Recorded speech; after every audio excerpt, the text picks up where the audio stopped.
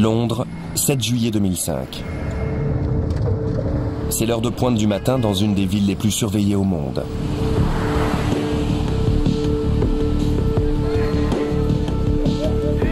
Plus d'un demi-million de caméras gardent la capitale. Partout, des yeux mécaniques scrutent et observent. En moyenne, un Londonien est filmé par plus de 300 caméras au cours d'une journée. Un rempart de caméras protège également le cœur de Londres. En quelques secondes, toutes les plaques d'immatriculation sont enregistrées dans un ordinateur qui surveille les entrées et les sorties de chaque véhicule. En apparence, un système de défense parfait. Ce mercredi-là, 3 millions de passagers empruntent les taxis, les bus et les trains londoniens. Sur les caméras de vidéosurveillance, les opérateurs traquent les comportements suspects. Ce qu'ils ignorent, c'est que 4 hommes sont déjà en route pour commettre l'un des pires actes terroristes de l'histoire de la Grande-Bretagne.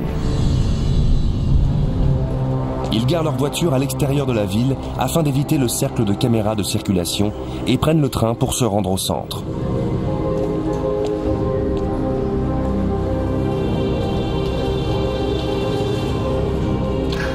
Les 4 hommes sont filmés par des caméras, mais sont considérés comme des passagers ordinaires. Personne ne sait qui ils sont, jusqu'à ce qu'il soit trop tard. Portant des sacs à dos remplis d'explosifs, ils montent à bord de 3 trains et d'un bus.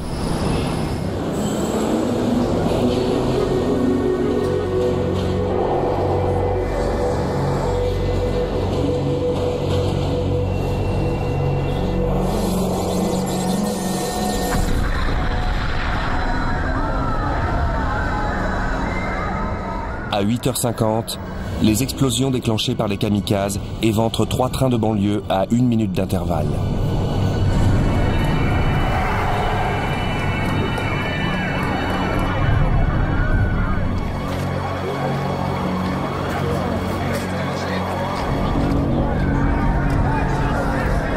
Moins d'1 heure après, l'étage supérieur d'un bus à Impérial explose. Bilan, 52 morts. 700 blessés graves.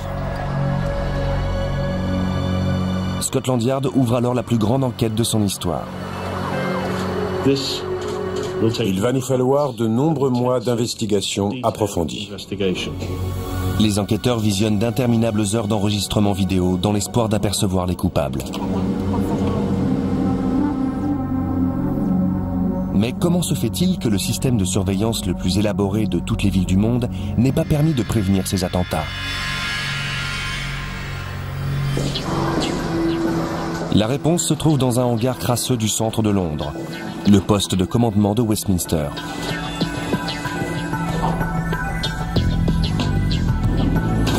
Ceci n'est qu'une petite partie d'un immense réseau de caméras de surveillance qui s'étend à travers toute la ville. Actuellement, il y a à peu près 4 millions de caméras dans tout le Royaume-Uni.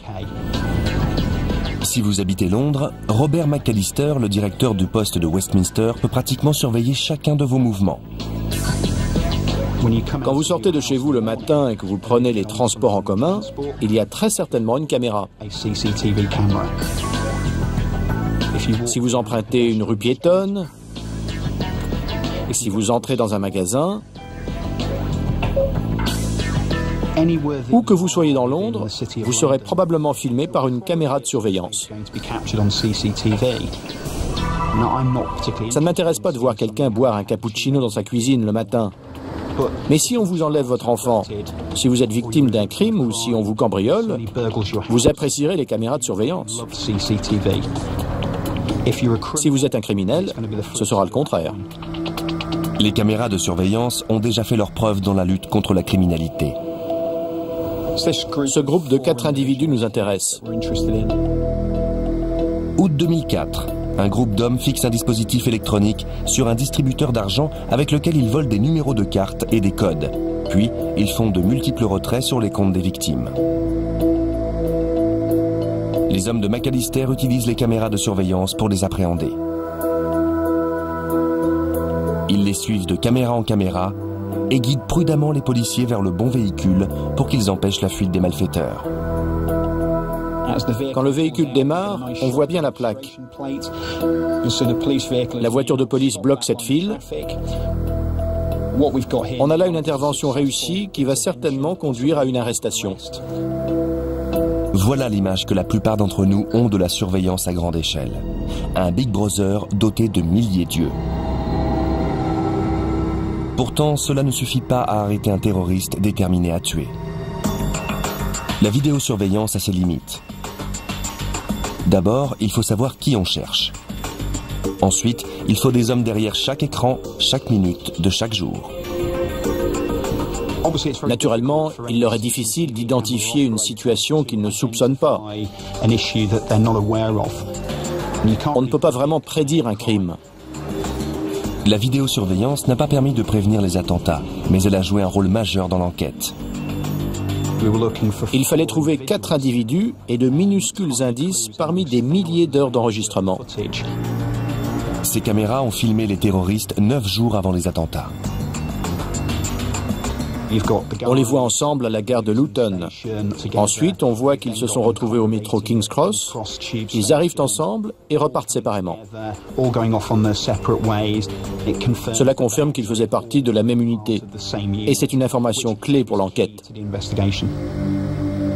Le défi de demain en matière de surveillance, trouver les individus avant qu'ils ne commettent des crimes. Une tâche qu'une simple caméra ne peut pas remplir. Un outil bien plus sophistiqué est déjà utilisé, non pas pour arrêter les terroristes, mais pour attraper les requins du poker.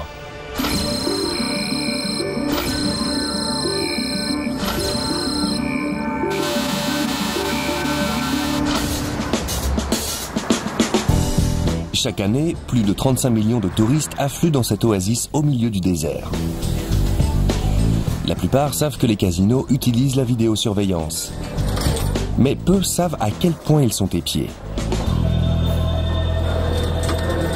Ici, le jeu, c'est du sérieux. Les joueurs dépensent plus de 6 milliards de dollars par an. Et les tricheurs peuvent mettre la main sur des millions. C'est pourquoi les casinos utilisent quelques-uns des systèmes de surveillance les plus sophistiqués au monde pour observer leurs clients.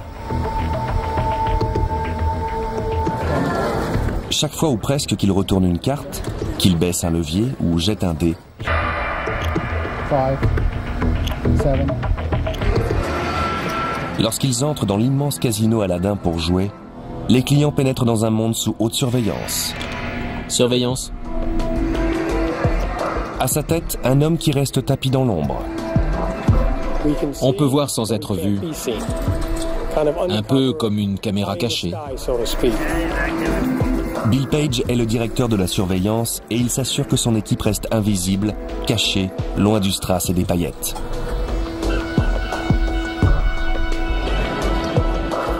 Les clients ordinaires ne lèvent pas la tête. S'ils le faisaient, ils seraient étonnés. Waouh, regarde toutes ces billes noires au plafond, je me demande ce que c'est. Ce sont des caméras dômes présentes dans tout l'établissement.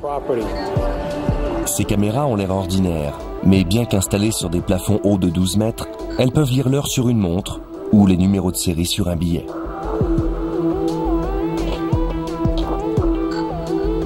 Avec 1000 caméras enregistrant en permanence, il faudrait près de 3 ans à une personne pour visionner les images enregistrées en une seule journée au casino Aladdin. Il est impossible de tout regarder en temps réel. Mais pour ceux qui savent ce qu'ils cherchent, ces cassettes sont précieuses pour confirmer des soupçons de triche. Les gens sont toujours tentés d'être malhonnêtes. Et mon travail est de veiller à ce que ça n'arrive pas.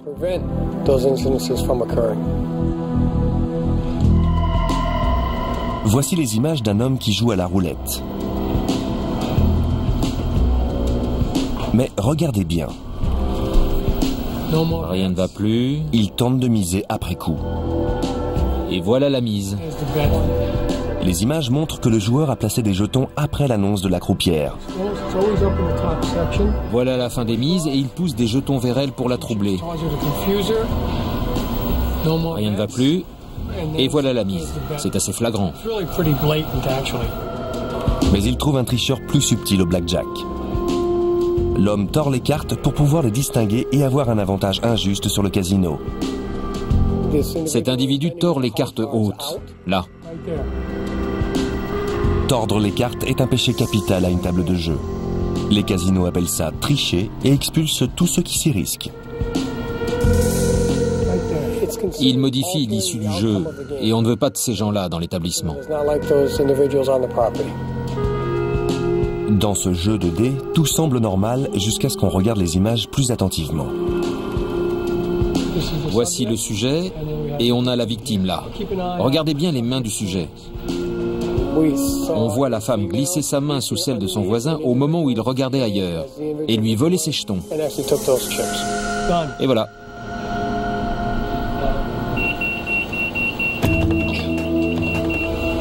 C'est lui. Aujourd'hui, Bill surveille un joueur de blackjack qui gagne partie sur partie. Restez sur lui. Oh, il est revenu sur ses pas. C'est un sournois. L'équipe de surveillance le soupçonne d'être ce qu'ils appellent un indésirable. Les indésirables ne sont pas à proprement parler des tricheurs, mais comme ils essaient de contourner le système, les casinos les excluent dès qu'ils les ont identifiés. Si cet homme est un indésirable, il se peut qu'il ait déjà été filmé. Bill Page a besoin d'un raccourci technologique pour le savoir. Il se tourne donc vers la reconnaissance faciale. Regardez s'il est fiché chez nous. C'est une nouvelle avancée technologique et il espère qu'elle l'aidera à identifier les individus au moment où les problèmes surviennent. On prend des instantanés, image par image de son visage, sur un moniteur. Puis on enregistre ces données dans le logiciel. Il faut trouver le bon angle et le bon éclairage pour que la photo soit utilisable. On compte 80 points de comparaison principaux sur un visage. L'ordinateur décrit le visage en traçant un maillage et en mesurant la distance entre les différents points. Pris ensemble, ces points créent un code numérique unique appelé empreinte faciale. L'ordinateur compare l'empreinte faciale du suspect à une base de données d'indésirables dans des casinos du monde entier. Mais la décision finale incombe à l'homme. C'est lui, c'est notre homme. Cette fois, le suspect est un acteur qui met le système à l'épreuve. Mais la reconnaissance faciale permet à Bill Page d'enquêter sur de vrais indésirables 1 à 2 fois par semaine. Quand on prend quelqu'un en train de faire quelque chose d'illégal, ce n'est pas une bagatelle. C'est quelque chose qui nous aidera à protéger l'établissement. On prend donc ça très au sérieux. Les systèmes de reconnaissance faciale comme celui-ci sont tributaires d'images de très bonne qualité et de décisions prises par l'homme. Pourtant, dans le cas des attentats de Londres, même si les photos des terroristes avaient figuré dans une base de données, il est peu probable que les enquêteurs auraient pu établir un lien. Les images des caméras étaient en effet trop floues ou prises sous de mauvais angles. Mais les scientifiques sont en train de mettre au point un nouveau système de surveillance grâce auquel la reconnaissance faciale pourrait prendre une toute autre dimension. La numérisation 3D couplée à la localisation par satellite. Cette technologie permettrait de trouver n'importe qui, n'importe où sur la planète.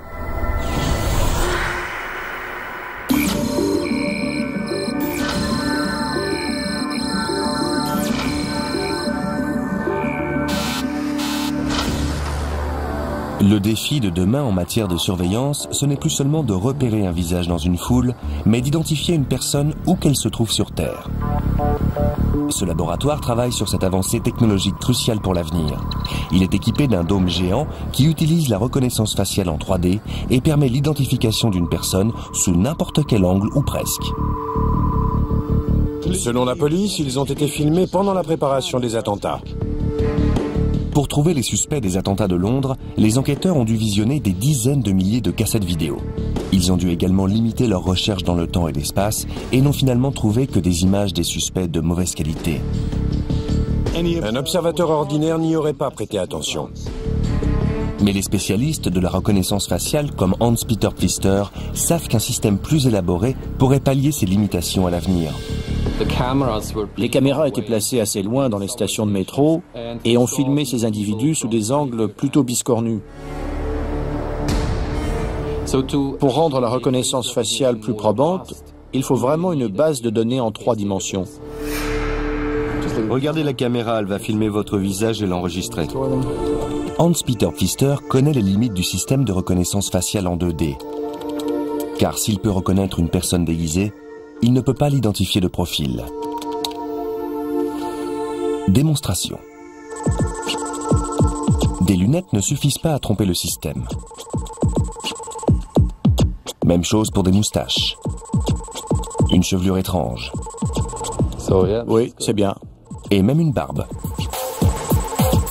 Mais s'il tourne la tête, l'ordinateur ne le reconnaît plus, car il ne peut plus mesurer la distance entre les différents points de son visage. Hans-Peter Pfister espère donc que son dôme 3D permettra à l'ordinateur d'apprendre à reconnaître un visage sous tous les angles. Il doit placer son sujet à un endroit précis pour que l'image soit nette.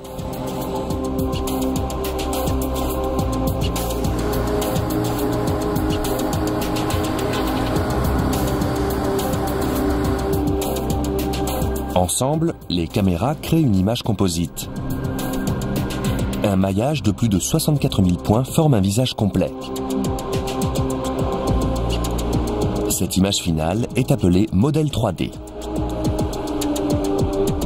On peut le faire pivoter ou le mettre de face pour le comparer à une base de données de visage.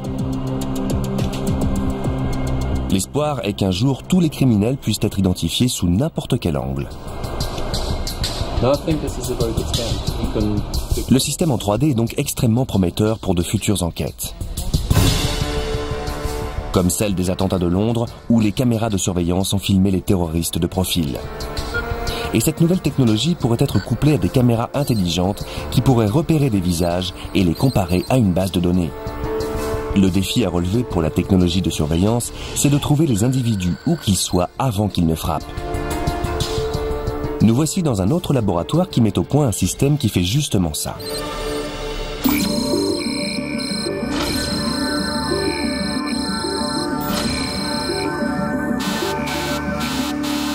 Direction Boston.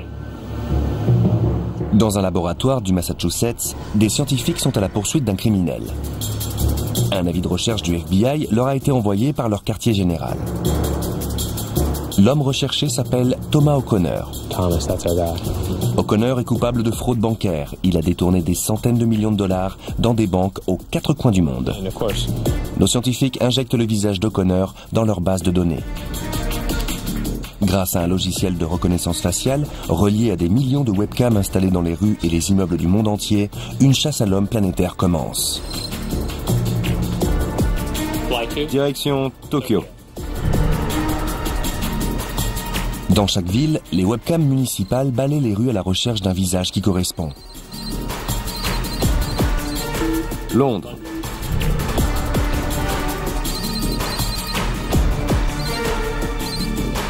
Toronto.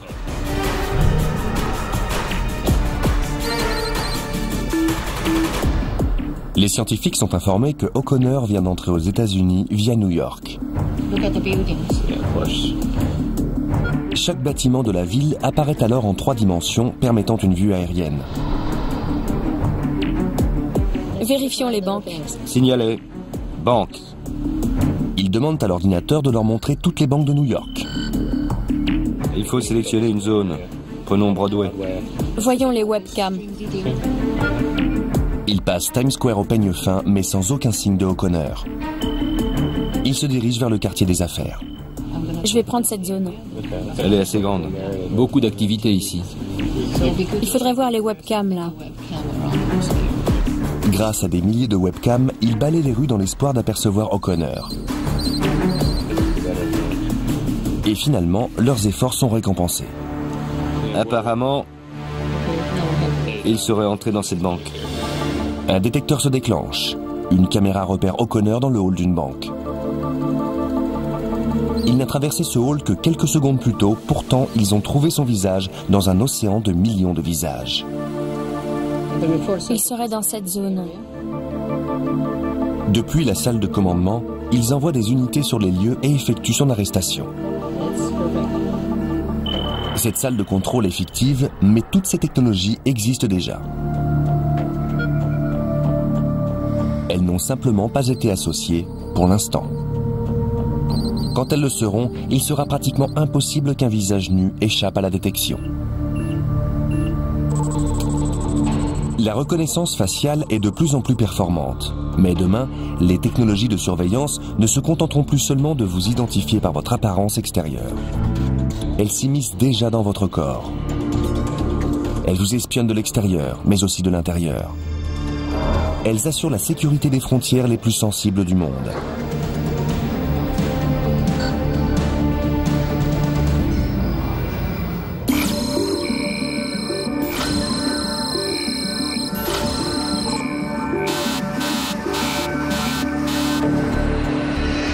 Les aéroports, des carrefours où se croisent des milliards de gens et des infrastructures parmi les plus vulnérables aux attaques. La technologie de surveillance y est cruciale et quand il s'agit de contrôler des frontières, les yeux jouent un rôle essentiel. La reconnaissance de l'iris est un système biométrique qui utilise le cercle de couleur de l'œil pour identifier une personne. Les passeports traditionnels peuvent être falsifiés, mais l'iris de chaque œil, même chez les jumeaux ou chez une même personne, a son propre dessin qui ne peut pas être copié. L'iris est le seul organe interne qui soit visible de l'extérieur. Et son dessin ne change jamais. C'est donc le passeport idéal.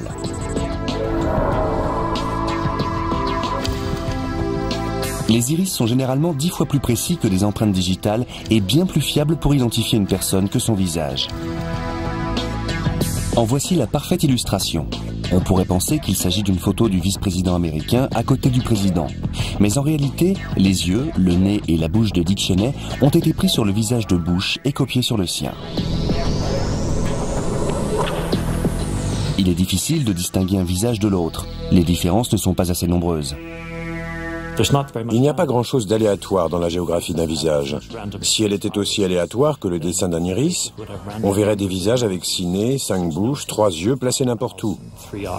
La reconnaissance faciale fonctionnerait très bien. Le professeur John Dogman de l'université de Cambridge est l'inventeur de la reconnaissance de l'iris. C'est le caractère très aléatoire du dessin de l'iris qui fait la force du système de Dogman. Ces formules mathématiques permettent déjà de repérer des individus lorsqu'ils franchissent des frontières sensibles.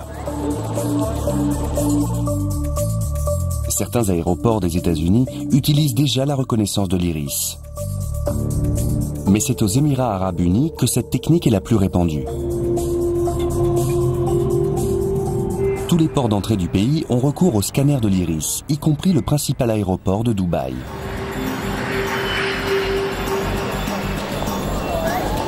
Les Émirats arabes unis comptent sur cette technologie pour arrêter les personnes qui entrent illégalement dans le pays.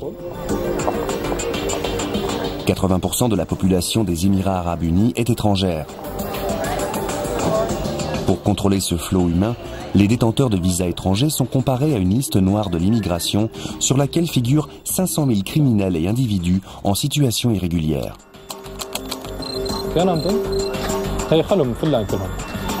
Les autorités scannent près de 7000 personnes chaque jour.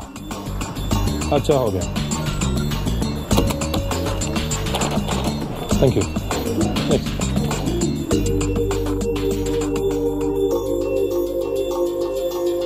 Tout d'abord, le scanner balaye l'œil d'une lumière infrarouge invisible pour localiser et isoler l'iris. Il trace ensuite point par point le dessin de l'iris et génère une équation mathématique appelée gabarit ou iris code. En une seconde, il compare ce code aux 500 000 autres codes de la base de données et cherche une correspondance. Aujourd'hui, l'inspecteur Ibriam a un problème avec un homme qui vient d'arriver d'Iran.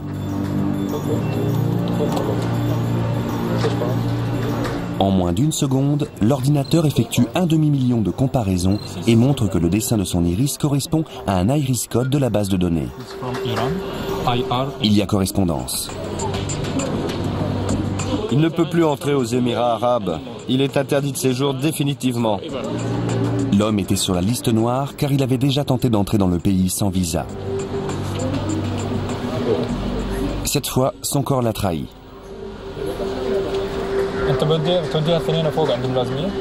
Il sera renvoyé en Iran par le prochain vol.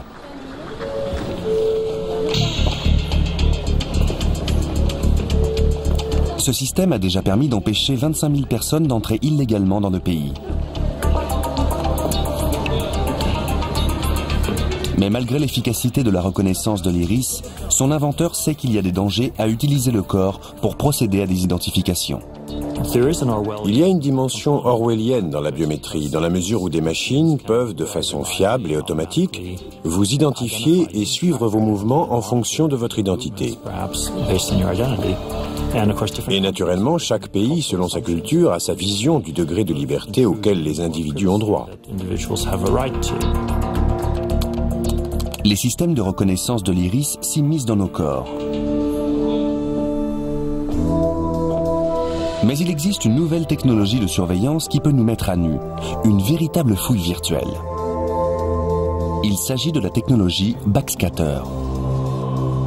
Sur ces images, on peut voir une femme pratiquement nue, à l'exception d'une arme en plastique et d'un engin explosif caché sur son corps. Lorsque cette technologie fut brièvement utilisée à l'aéroport d'Orlando en Floride, elle souleva des inquiétudes concernant le respect de la vie privée et déclencha un tollé général dans la presse. Alors, les fabricants se sont remis au travail et cherchent un moyen de dissimuler l'anatomie. En attendant, le gouvernement a suspendu l'utilisation de cette technologie. Mais elle peut déjà faire plus que contrôler des personnes. Ce camion banalisé est en train de passer au crible un parking entier. Car la technologie backscatter permet de regarder à l'intérieur des voitures garées. Elle traverse le métal et permet de détecter des composés organiques comme ce plastique.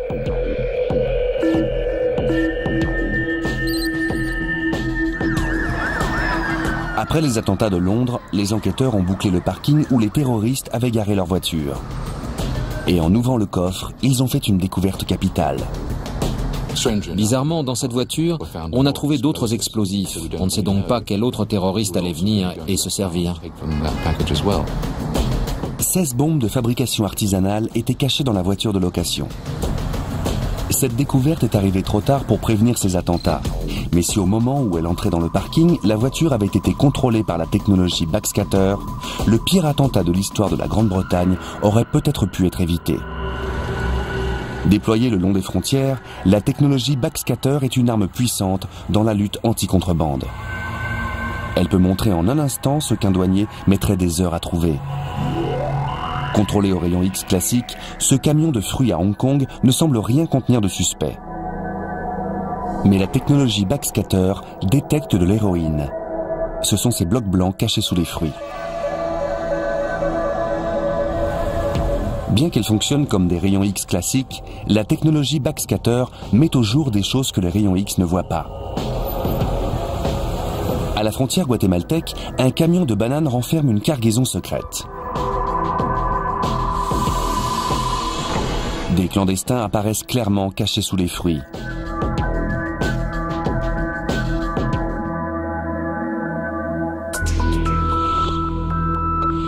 La technologie backscatter envoie des faisceaux de lumière de haute énergie sur un objet. Ces faisceaux pénètrent les objets denses comme le métal. Mais ils rebondissent et sont réfléchis quand ils touchent des matières à faible densité comme des bananes ou des personnes. C'est la façon dont ces particules de lumière sont réfléchies qui révèle la forme de l'objet rencontré.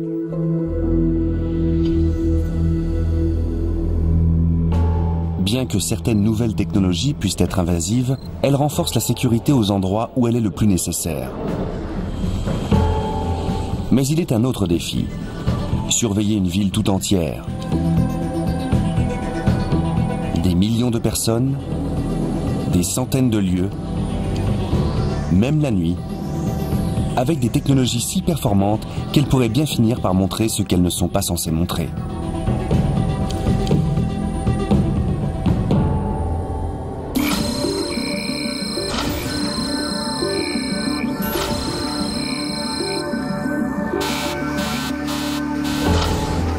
« 27 août 2004.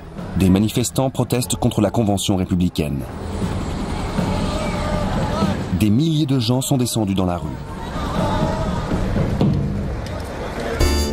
16 étages plus haut, le producteur de musique Jeff Rosner est dans son appartement. Avec la nuit étoilée au-dessus de lui, sur sa terrasse filante, Jeff Rosner a une vue panoramique de la ville. Ce soir-là, il est en galante compagnie. C'était un samedi soir. Mon ami était venu, on buvait quelques verres de vin, on avait mis de la musique, on passait du temps ensemble, on savourait la soirée. Au bout de quelques minutes, Jeff Rosner et son ami sortent sur la terrasse. Ce soir-là, comme tous les soirs, ils pensaient qu'ils étaient seuls dehors. Ma terrasse est totalement privative, elle est au 16e étage, il n'y a pas d'immeuble autour. Si je suis sur la terrasse la nuit, on ne peut pas me voir.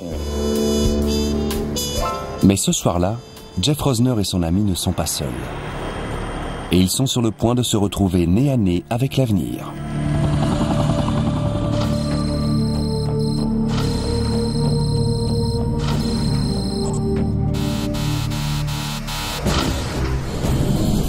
À 15 km de là, un engin unique est en cours de préparation pour une nuit de surveillance. Depuis ce lieu sécurisé, les hommes de l'unité d'aviation de la police de New York peuvent transformer la nuit en jour. Leur mission ? Percer l'obscurité et repérer toute situation anormale dans New York. Cet hélicoptère banalisé est un Bell 412EP. Il coûte 10 millions de dollars et est équipé de la dernière technologie infrarouge. Sa caméra permet à ces hommes de faire des patrouilles à des centaines de mètres d'altitude dans le ciel de Manhattan sans être vus.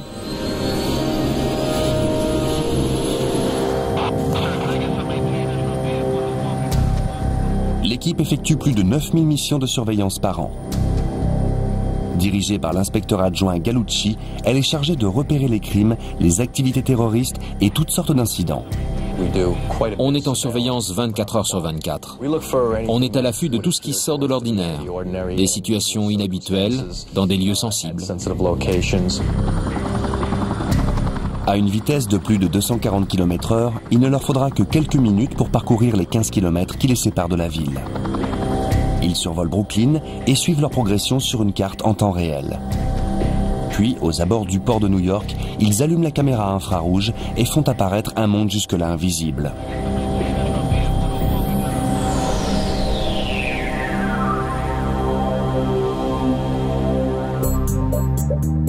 Tout ce qui utilise de l'énergie, une voiture, une personne, même un glaçon, émet de la chaleur sous forme de particules de lumière. Mais la plupart de ces particules infrarouges produisent si peu d'énergie qu'elles sont invisibles à l'œil nu. Mais l'hélicoptère est équipé d'une caméra à infrarouge spéciale, dont l'objectif détecte l'énergie infrarouge et la transforme en un signal électronique. Ce signal est converti en une image thermique qui apparaît sur un écran. Personne ne doit se trouver sur Liberty Island la nuit. L'équipe balaye le bas de la statue pour vérifier qu'il n'y a bien personne ce soir.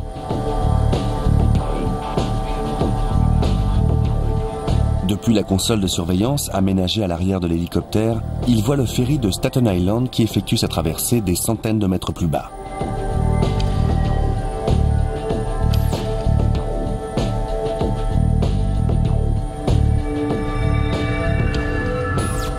Dernière étape avant Manhattan, le pont de Brooklyn. Ils font un zoom sur l'ouvrage à plus de 6 km de distance.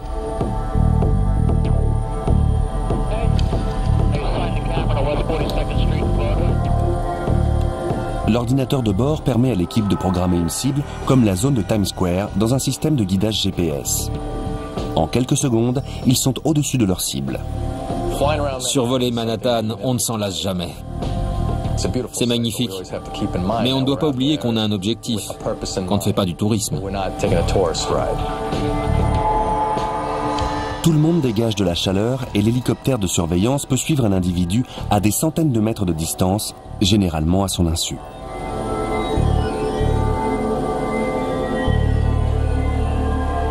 Le soir du 27 août, la manifestation continue 16 étages plus bas, sous l'appartement de Jeff Rosner.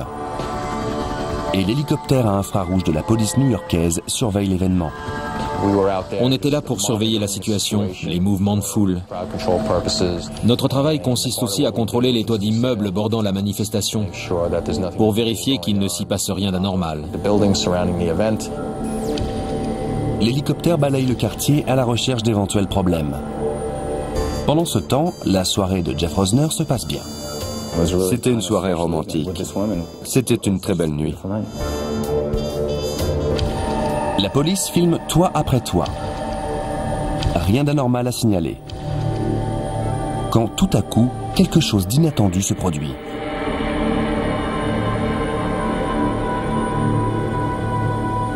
Au moment où l'hélicoptère survole le toit de Jeff Rosner, sa caméra montre deux personnes qui, de toute évidence, ne s'intéressent pas à la manifestation. Mais la caméra reste sur l'immeuble et enregistre la scène pendant près de 4 minutes. Des mois plus tard, Jeff Rosner est stupéfait quand un journaliste de la télévision locale frappe à sa porte pour lui montrer ces images. Ça m'a mis en rogne. Je me suis dit, c'est pas normal, ça va pas, ça.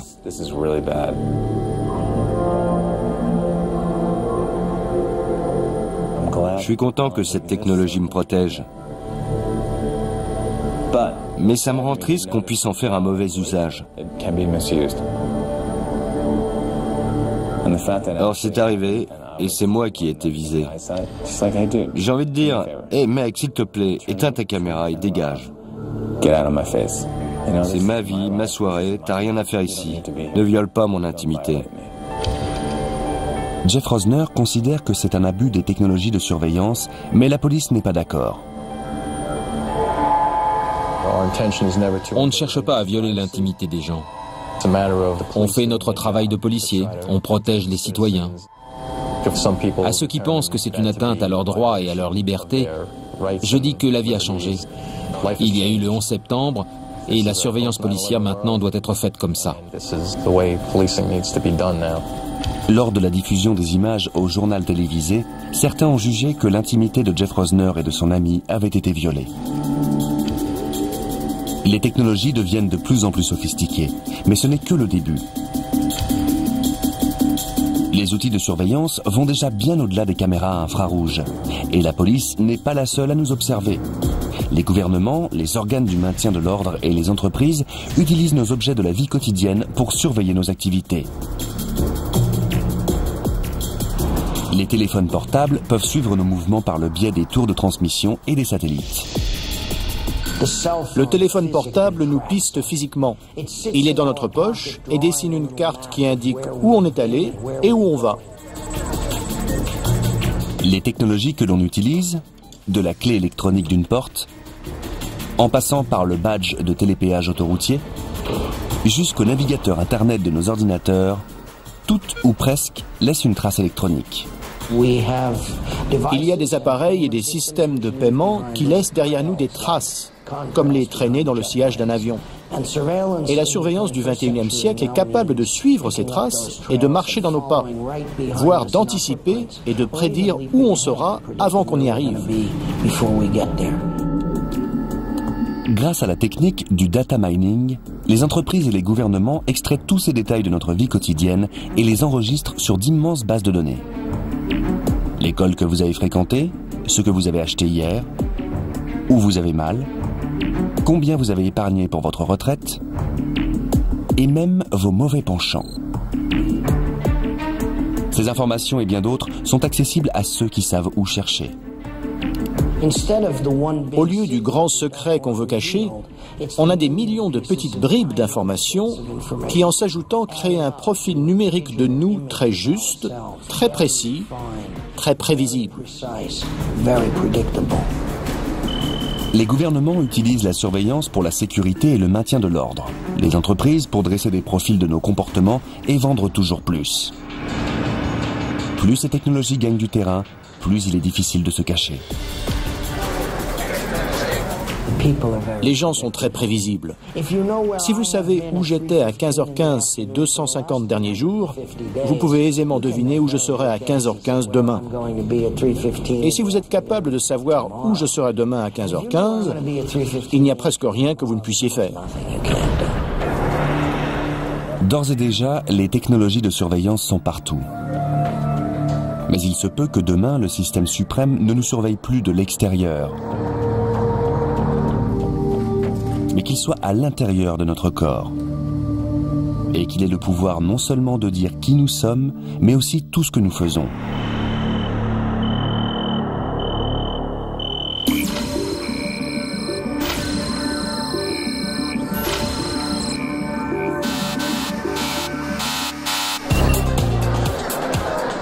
L'avenir de la surveillance est ici, à la vue de tous, dans la discothèque Baja Beach Club de Rotterdam, aux Pays-Bas. À première vue, rien d'anormal, mais en fait, ce n'est pas une boîte de nuit ordinaire. Le Baja Beach Club a des clients VIP différents des autres clients.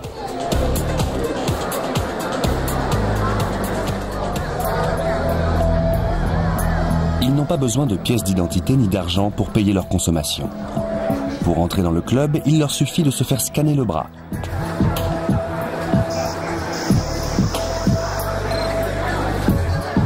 Et ce soir, Rayoni Schutten, 21 ans, va rejoindre cette élite. Je le fais parce que c'est plus pratique. On vous apporte à boire et à manger. Plus besoin d'aller au bar. Mais avant de faire la fête, Rayoni a rendez-vous avec un médecin. Car il va se faire implanter dans le bras une puce électronique. Il s'agit de l'identification par radiofréquence. Une puce RFID est un petit gadget qui transmet un signal radio lu par un scanner. En 2003, le ministre de la Justice mexicain et certains de ses collaborateurs se sont ainsi fait implanter des puces RFID pour avoir accès à des zones sensibles. Bien que ce ne soit pas encore répandu, le médecin de Rayoni a déjà implanté près de 100 puces. Au départ, j'avais des réticences, bien sûr, car il s'agit d'implanter des puces dans des jeunes gens en bonne santé. Mais je crois que c'est l'avenir. Chaque puce a un numéro, et un scanner connecté à une base de données peut révéler instantanément l'identité du porteur, ainsi que bien d'autres renseignements. Mais techniquement, il n'y a pas de limite aux informations que peut contenir une base de données. Voici l'aiguille avec laquelle je vais implanter la puce. La puce elle-même est à peine plus grosse qu'un grain de riz. Elle restera dans le corps de Rayoni jusqu'à la fin de ses jours ou jusqu'à ce qu'il subisse une opération chirurgicale pour la faire enlever. Rayoni doit être anesthésié localement avant l'implantation. La puce est implantée à peine quelques millimètres sous la peau. Si elle était trop près du muscle, elle pourrait l'endommager et Rayoni la sentirait en bougeant.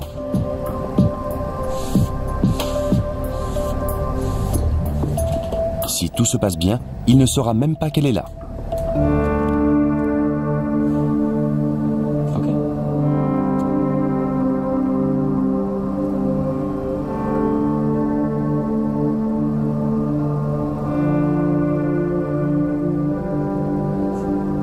J'enlève l'aiguille et c'est fait.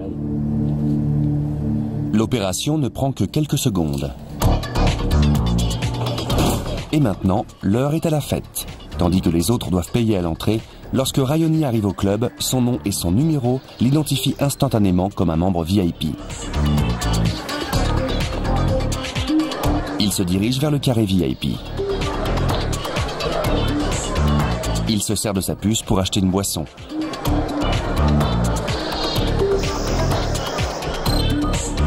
Le club Baja laisse entrevoir un avenir qui n'est pas si lointain. D'ores et déjà, certaines personnes portent des puces contenant des informations médicales vitales. D'aucuns pensent que bientôt tout le monde aura une puce d'identification qui permettra une nouvelle forme de surveillance. Joe Van Galen est le gérant de la discothèque et il aime garder un œil sur tout le monde, et en particulier sur ses clients VIP. Je pense que dans 20 ans, ce sera monnaie courante. À la naissance, on vous mettra une puce et vous la garderez toute votre vie. Il y aura toutes sortes d'informations dessus. En cas de problème, on lira votre puce et on saura qui vous êtes. L'implantation de puces d'identification n'est peut-être d'ailleurs que le début. Les futures puces pourraient être couplées à la technologie GPS.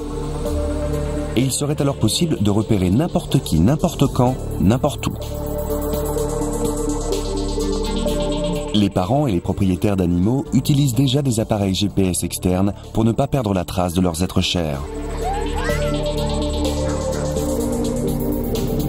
Aux États-Unis, quelques 7500 criminels sont surveillés par GPS.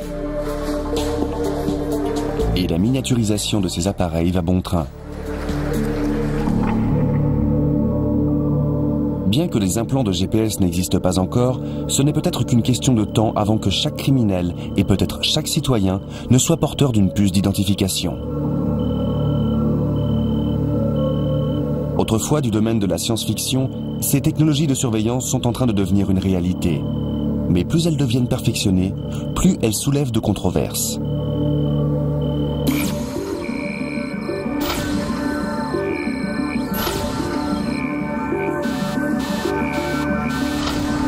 Au nom de la sécurité, les sociétés partout dans le monde tentent tant bien que mal de redéfinir la frontière entre surveillance et vie privée.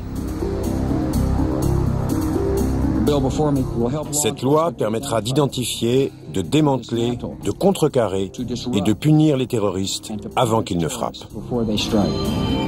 Quelques mois à peine après les attentats du 11 septembre, le président George Bush donnait secrètement l'ordre au gouvernement d'écouter les conversations téléphoniques de certains Américains sans obtenir de mandat. D'un point de vue technique, espionner des communications n'est pas difficile. Pratiquement tous les appels téléphoniques, tous les fax et tous les emails passent par un réseau de tours et de satellites. Ces données numériques peuvent être interceptées par des paraboles d'écoute ou par des satellites espions. Les États-Unis comptent plus de 30 000 personnes chargées d'écoute réparties dans le monde entier et travaillant avec au moins 100 satellites espions. Toutes les 3 minutes, ils récoltent assez d'informations pour remplir la bibliothèque du Congrès. Les gouvernements nous disent que ces technologies assurent notre sécurité.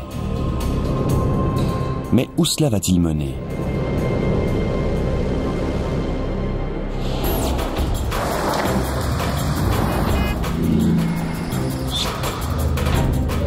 Plus que jamais, ceux qui nous gouvernent disent que nous avons besoin de surveillance dans un monde devenu dangereux.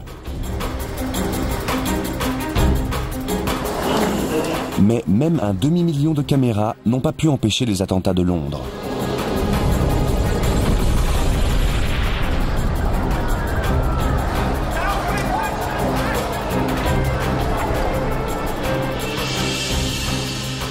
De nouvelles technologies comme les implants d'identification, la reconnaissance de l'iris, la reconnaissance faciale ont le pouvoir de démasquer quiconque a commis un crime.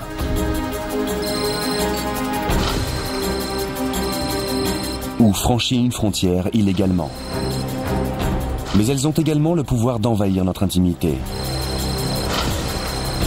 Demain, dans le monde de la surveillance absolue, il n'y aura peut-être plus aucun moyen de se cacher.